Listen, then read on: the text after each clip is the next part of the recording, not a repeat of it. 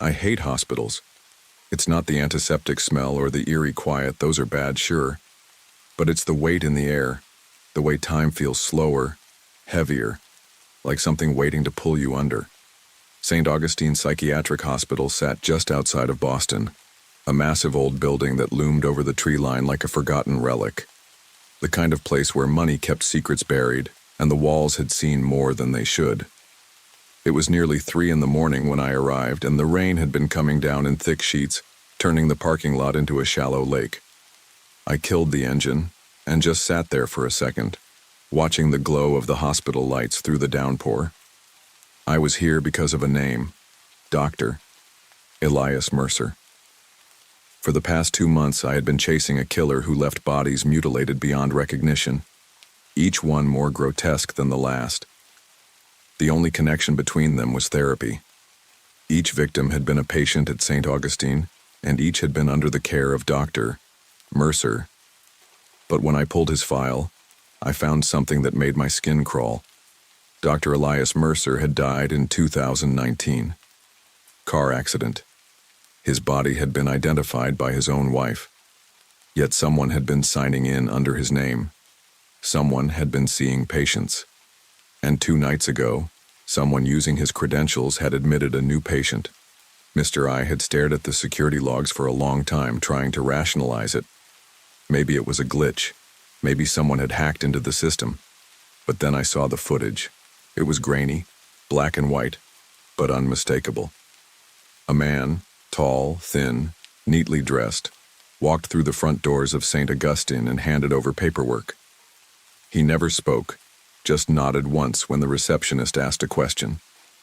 Then he turned and looked directly at the camera.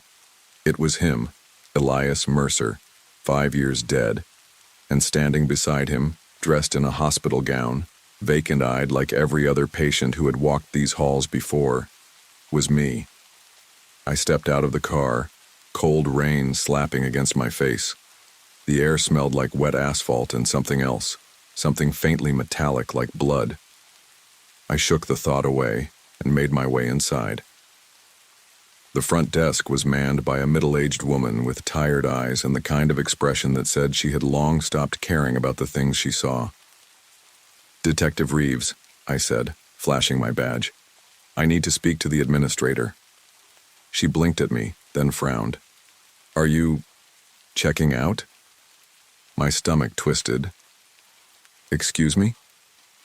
Her frown deepened as she tapped at the keyboard, scrolling through something. "Says here you were admitted earlier tonight, but there's no discharge order." I swallowed, my throat suddenly dry. "I was never admitted." She turned the screen toward me and I felt my breath hitch. There it was, my name, my patient ID, admitted at exactly 3 a.m., signed in by Dr. Elias Mercer, a dead man. I took a step back, my pulse hammering in my ears. My reflection in the glass window behind the desk looked pale, shaken, but then I saw something move behind me. A shadow, tall, thin, watching, and when I turned around, there was no one there. For a long second, I just stood there, the hum of the fluorescent lights pressing down on me. My name was on that screen.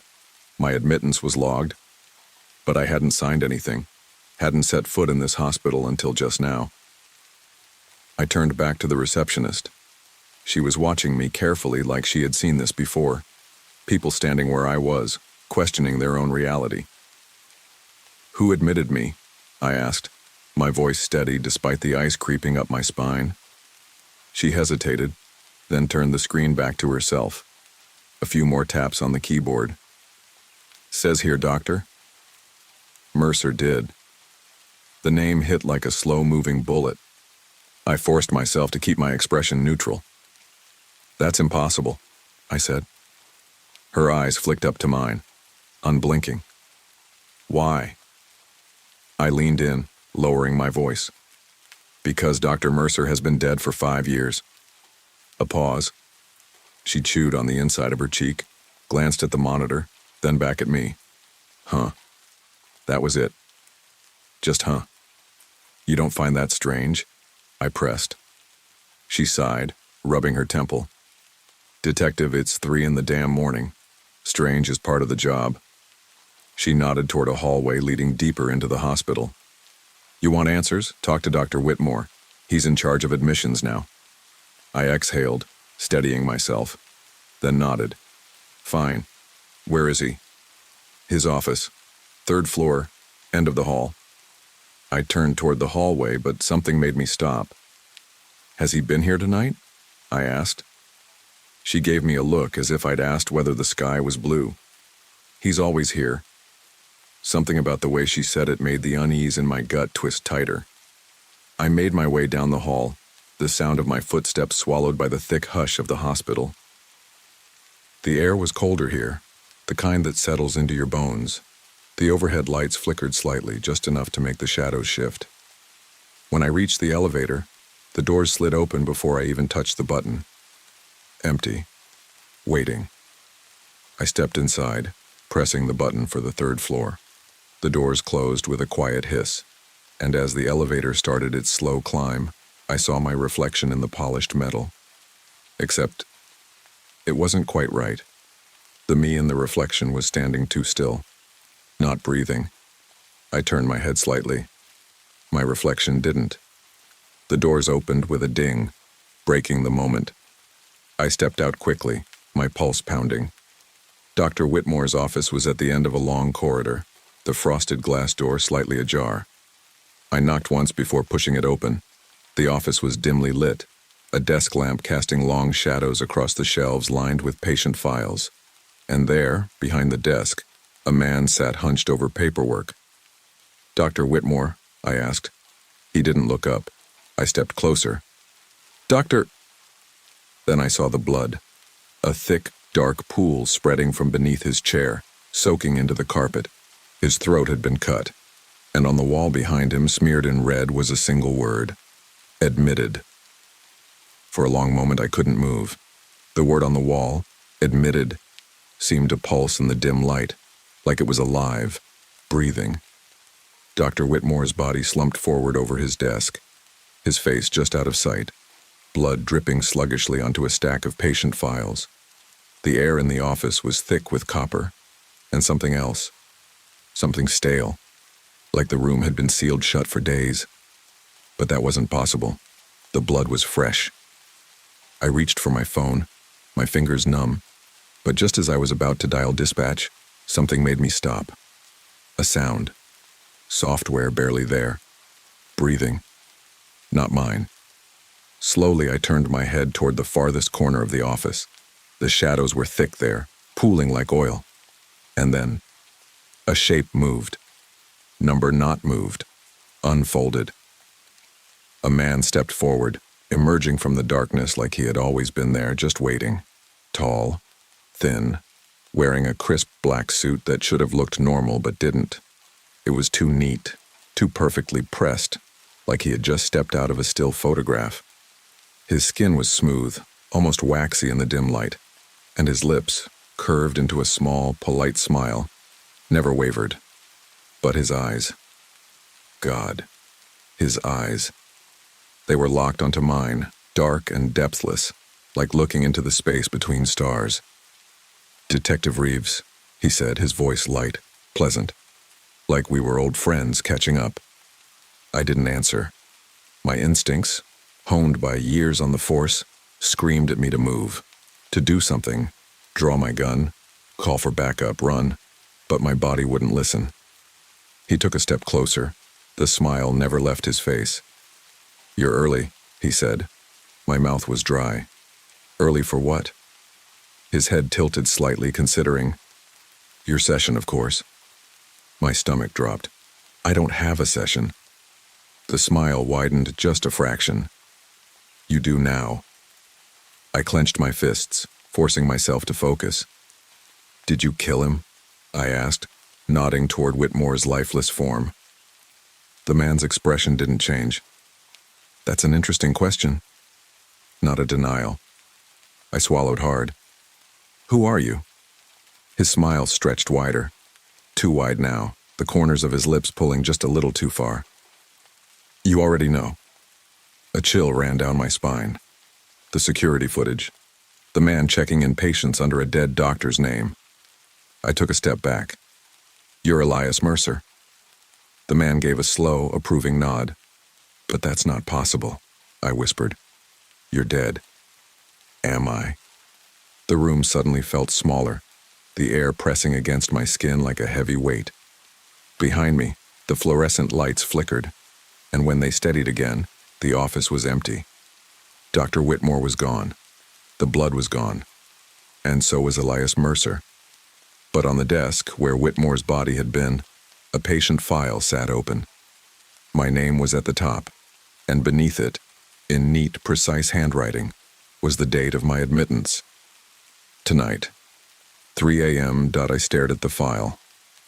My name, written so neatly, so deliberately, sent a slow, creeping dread curling around my ribs. This wasn't just a mistake. This wasn't a prank. Someone had logged me into this hospital as a patient. Someone had signed my name. And that someone might not even be alive. I forced myself to take a step closer. My pulse throbbed in my ears as I reached for the file. The paper felt oddly cool beneath my fingertips. I flipped it open. The first page was my patient intake form. Patient name, Detective Daniel Reeves. Date of admittance, February 23rd, 2025, 3 a.m. Diagnosed condition, dissociative identity disorder. I exhaled sharply. What the hell? I flipped the page. More paperwork, all of it looking official, stamped with St. Augustine's logo. I wasn't just listed as a patient. I had a history here.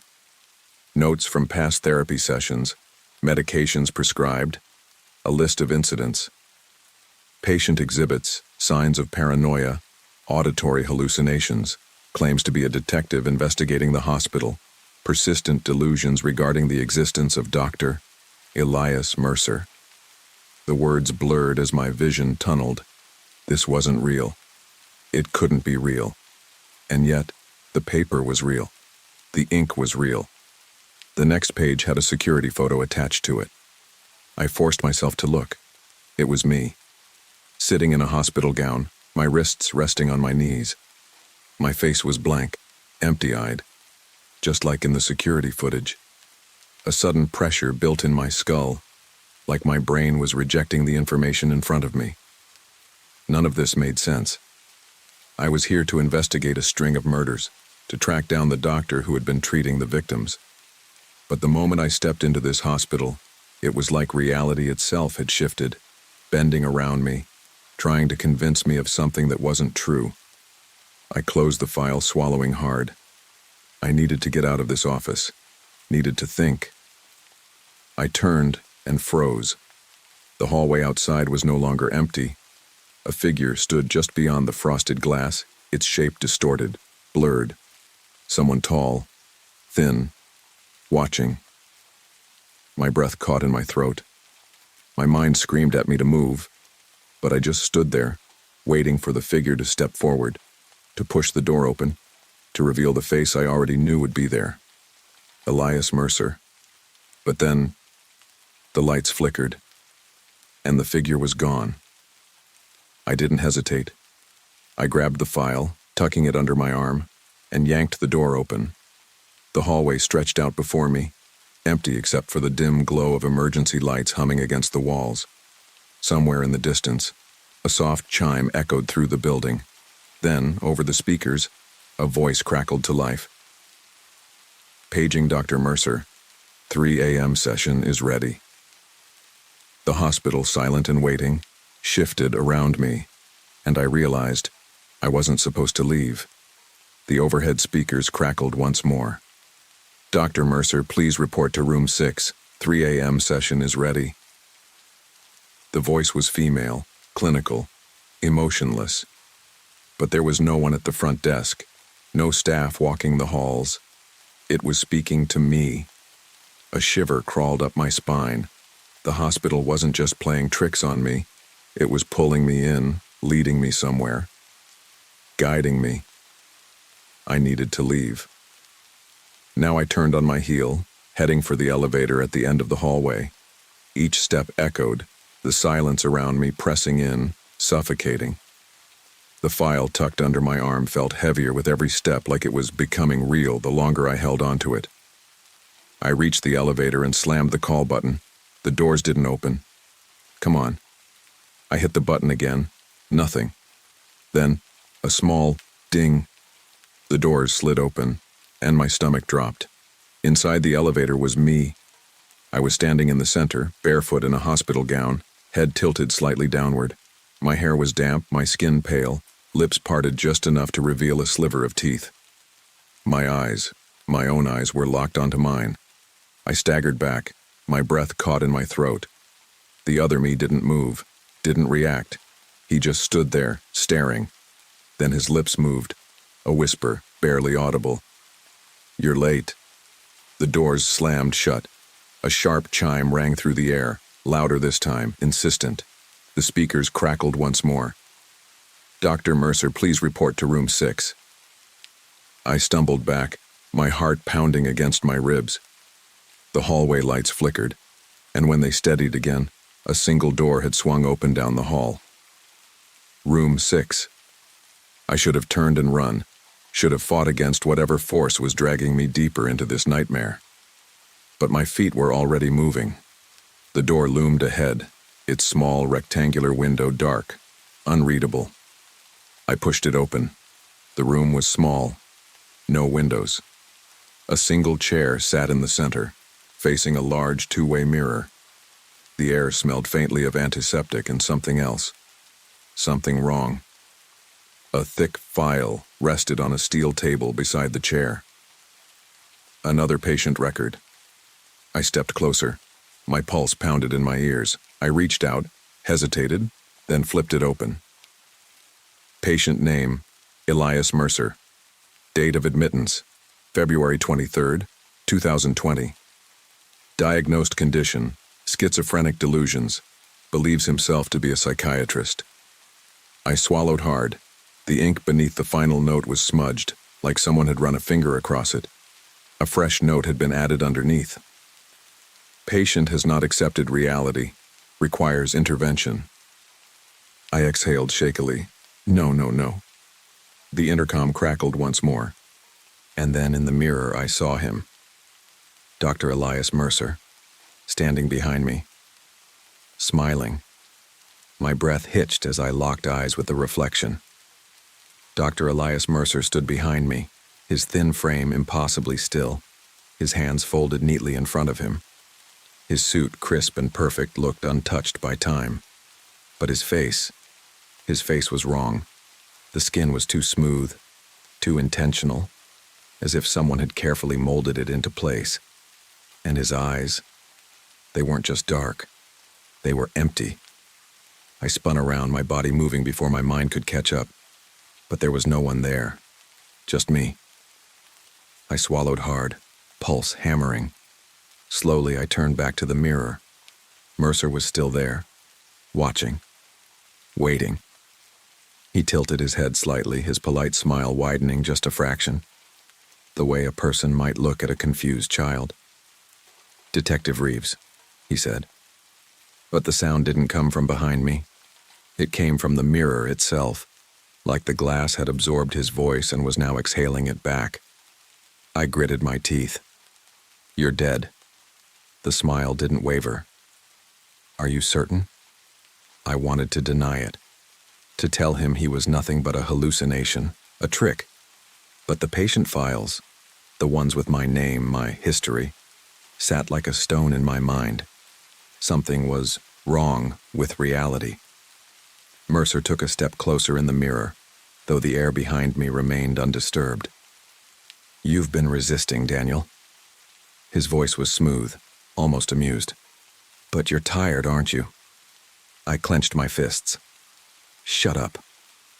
"You've been asking the wrong questions," he continued unbothered. "It's not about who admitted you.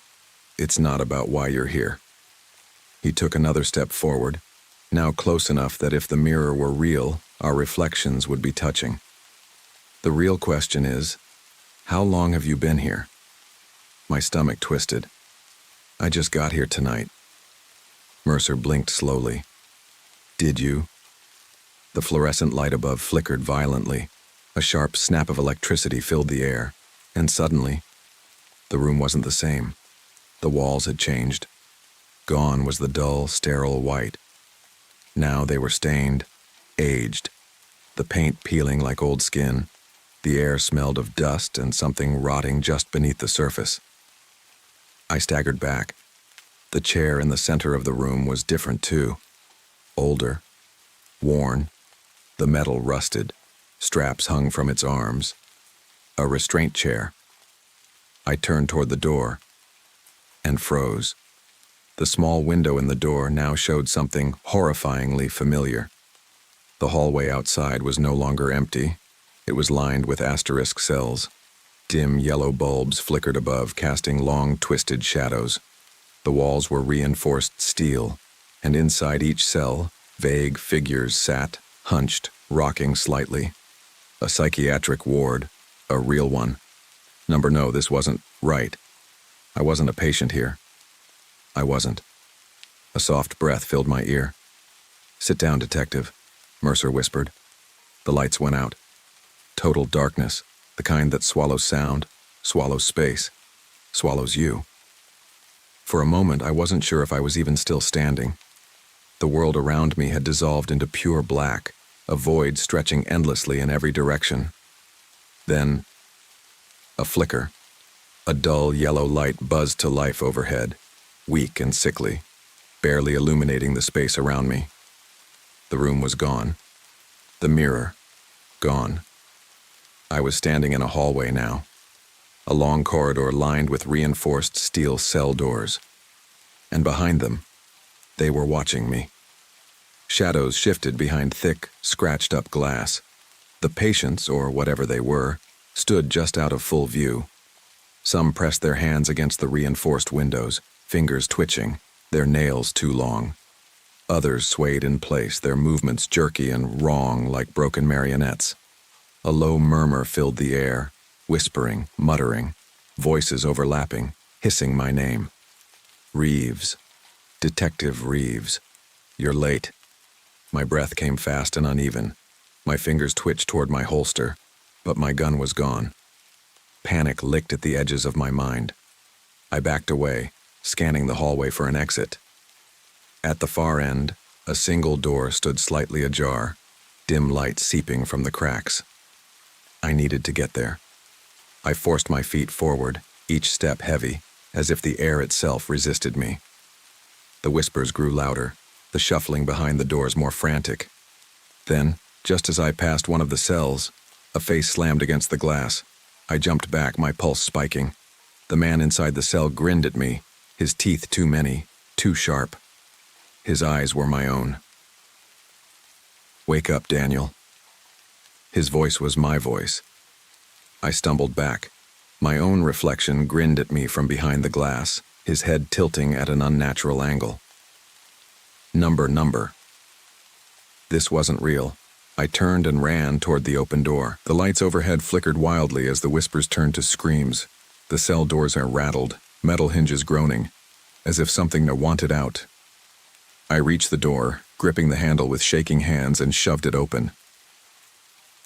A doctor's office. Neat, orderly, dimly lit by a single desk lamp. The chaos behind me was gone. I spun around. The hallway, the cells, the patients, all gone. Instead, a single leather chair sat across from the desk, waiting. And behind the desk, his hands folded neatly in front of him, was Dr. Elias Mercer. "Take a seat, detective," he said softly. My legs locked up. My mind screamed at me to run, fight, do something. But I didn't move. I couldn't. Mercer's smile never wavered. "You came to me," he said, voice almost kind. "Are you ready to remember why?" I didn't sit. I couldn't. Every muscle in my body screamed at me to move, to do something, but it was like the air had thickened, weighing me down, holding me here. Dr. Elias Mercer watched me patiently from behind his desk, fingers steepled, that same small, polite smile resting on his lips. The soft glow of the desk lamp cast deep shadows across his face, making the hollows of his eyes look even darker. "You look exhausted, Detective." His voice was smooth, calm. Too calm. "Please, sit." I clenched my fists. "Where the hell am I?" Mercer sighed, like a teacher disappointed in a slow student. "You still don't see, do you?" He gestured to the chair again. "But that's why you came here, isn't it? To understand?" I stayed where I was. "I came here to investigate a murder. Several, actually." Mercer's smile widened. "Ah, yes. The murders." He leaned forward slightly. "Tell me, Daniel, how much do you really remember?" The question slithered under my skin. I opened my mouth to answer, to tell him everything. But then I hesitated. How much did I remember? The investigation, the victims, each one more gruesome than the last, the connection to St. Augustine, to Mercer. But beyond that, my head throbbed. I tried to recall my last real memory before stepping into this hospital, but nothing. Nothing. A chill coiled around my spine. Mercer watched me, his expression knowing. "It's difficult, isn't it?" He tapped a single finger against the desk. "Memories are fragile things, and yours have been altered." I shook my head. That's not. "You think you came here tonight?" Mercer interrupted smoothly. "But tell me, Daniel, what year is it?" I exhaled sharply. 2025. Silence. Mercer's expression didn't change. He just waited.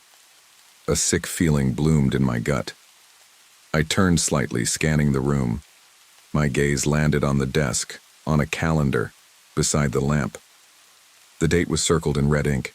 February 23rd, 2020. 5 years ago. "No," I whispered. Mercer nodded. "Yes." I staggered back, my pulse thundering in my ears. This was a trick. It had to be. I wasn't a patient here. I wasn't. My breath hitched. On the wall behind Mercer, a mirror. And in its reflection, I wasn't wearing my detective's coat. I wasn't wearing my badge. I was dressed in a hospital gown. My knees almost buckled. No, this isn't right." Mercer stood slowly, the room shrinking around me. "You've been here all along, Daniel, since the very beginning." My head pounded, my vision blurred. Somewhere far away, I heard the hospital intercom crackle. "Paging doctor, Mercer, your 3 a.m. patient is ready." And then the worst thought of all slid into place. I wasn't the detective. I was the patient. No, the word barely made it past my lips. My throat felt tight, like something was crushing the air out of me. Mercer took a slow step forward. His expression remained calm, unbothered, like he'd seen this moment play out 100 times before. "Denial is natural," he said gently. "It's the mind's way of protecting itself." I shook my head. "I'm not..." My voice cracked. "I'm not a patient here." Mercer didn't argue. He just reached down, picked up my patient file from the desk, and held it out. I didn't want to take it. I didn't want to see whatever was inside. But my hands moved on their own, fingers trembling as they flipped through the pages. Every detail was there. Name: Detective Daniel Reeves. Date of admittance: February 23rd, 2020. Diagnosed condition: severe delusional disorder. Symptoms: persistent belief in an alternate identity, dissociative episodes, hallucinations, both visual and auditory. The words blurred, twisting under my gaze. My breath came too fast, too shallow. This was a lie. It had to be. I turned the page. A photo was clipped to the next sheet. It was me, but not the me I remembered. The man in the picture was gaunt, hollow-eyed, dressed in a hospital gown sitting in a restraint chair. His wrists bore faded scars, like he'd fought against his restraints before. The caption beneath it read, "Taken during patient's last relapse. Believes he is investigating a non-existent murder case." Delusion centers around former psychiatrist, Dr. Elias Mercer. A cold, awful feeling settled in my gut. I turned another page. Handwritten notes scrawled in black ink. Patient insists he is a detective investigating Mercer's disappearance. Violent outburst when confronted with evidence of his true identity. Treatment shows signs of progress, but patient resists reality. Further intervention required. I took a step back. My head throbbed, pounding like a war drum. Memories began slipping, shifting, rearranging themselves in ways that didn't make sense. Had I really been chasing a killer? Had there ever been any murders at all? Or had I just been running in circles, trapped in my own mind, reliving the same delusion over and over? I felt like a detective. I remembered the badge, the long nights on the case, the crime scenes, but the hospital had records, photos, years' worth of files. I stumbled backward, the room tilting around me. The walls felt closer now, the air heavier. Mercer's voice was soft, almost soothing. "You're beginning to understand, aren't you?" "No," I whispered, barely able to breathe. Mercer exhaled, stepping closer. "Then let me ask you one last question, Daniel." He leaned in, his voice barely above a whisper. "If you're really a detective, where is your badge?" I looked down at myself. My hands were empty. I looked down at my empty hands. No badge, no gun, nothing. My stomach turned. My head swam. The world around me felt wrong, like I was standing on the edge of something deep and endless, teetering forward. "Where is your badge, Daniel?" Mercer repeated, his voice calm, steady, patient. I couldn't answer. I tried to force the memories back into place. The case, the victims, the investigation. But the harder I tried, the more they fractured. Flashes of things that didn't make sense. A white hospital bed. A set of restraints fastened around my wrists. A doctor's voice telling me to focus, "Daniel, stay with me." I squeezed my eyes shut. "No," I whispered. "This isn't real." Mercer exhaled softly. "That's what you always say." I shook my head, my breath coming fast and uneven. "You're not real." "Then why am I the one asking the questions?" I forced myself to look at him. "You're dead. I read the reports." His expression never wavered. "Are you sure?" The room shifted again. The air turned colder. The walls looked older, the paint cracked and peeling. The office was gone. I stood in a hospital room. A real one. A restraint chair sat in the center, worn leather straps dangling loosely from its arms. Beside it, a tray of medical instruments gleamed under the dull fluorescent light. And then, the mirror. A large two-way mirror took up the far wall, and through it, I saw them. Doctors, nurses, watching me. Their faces were solemn, exhausted, like they had seen this play out before, like I was something to be studied. I staggered back. "No, this isn't..." Mercer's voice was soft now. "It's time to wake up, Daniel." I turned to him, desperate, furious, terrified. "You're lying. You're trying to break me." Mercer stepped closer, lowering his voice. "Break you?" A pause. "No, Daniel. I'm trying to help you." The walls groaned, the sound deep and unnatural. My vision blurred. The intercom crackled one last time. 3 a.m. patient confirmed, initiating final treatment. The overhead lights flickered, and suddenly, I was no longer standing. I was sitting. The chair's leather straps were fastened around my wrists, my ankles. I thrashed, heart hammering. "No, let me go." The mirror in front of me shifted, became a window. The doctors were in the observation room now, some scribbling notes, others watching with cold, clinical interest. One of them, a young woman with dark hair, spoke into a microphone. "Dr. Mercer," she said, her voice muffled through the glass. "Do you believe the patient is ready?" I froze. I turned my head slowly. Mercer was no longer across from me. He was standing beside the doctors, on the other side of the glass, looking in, watching me. And when he spoke, his voice echoed through the room, through my head, through my skin. Yes, he's ready. The lights snapped off. Total darkness. And then, nothing.